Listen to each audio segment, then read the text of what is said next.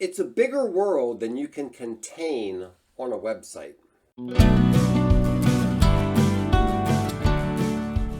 Hi everybody, my name is Greg Crable and this is my podcast, Something I Learned Yesterday, in which I take an issue from the world of publishing and try to explain it in about 3 or 4 minutes. There's a new dinosaur in town. The old dinosaur was the publisher who tried to hang on to print. Get with it, the hip kids would say. The world is turning digital, which is largely true, but that's not the subject for today. The new dinosaur has made an idol out of the web page. There's an old saying, what gets measured gets done. And most of our measurement tools involve what happens on our websites.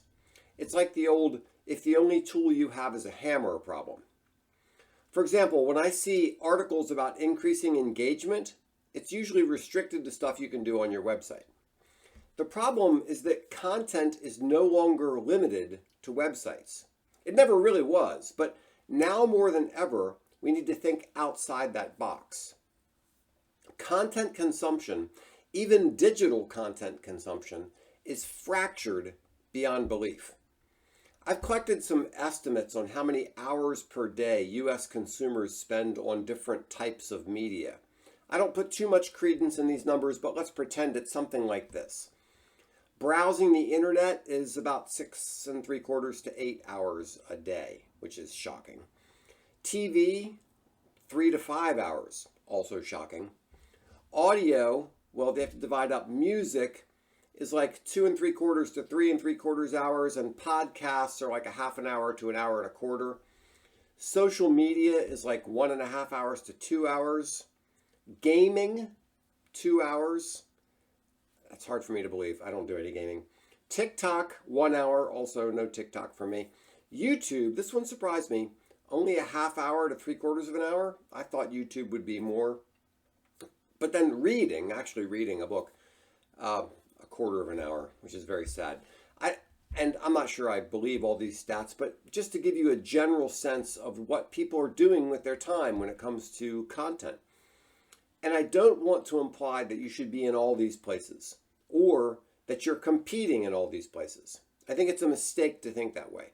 People have different expectations and goals for different forms of media. You don't look for business-to-business content on TV, for example. However, to the extent that you can legitimately compete in these other areas, why aren't you? Don't allow the web to become the same sort of trap that the magazine or the newspaper has been for publishers in the past. Think of ways to move your content into new mediums. That will almost certainly involve a new production workflow, new talent, different revenue models, and other changes to your business model. But what's the alternative? Are you going to stay with the web page as it continues to decline? You need to think more broadly.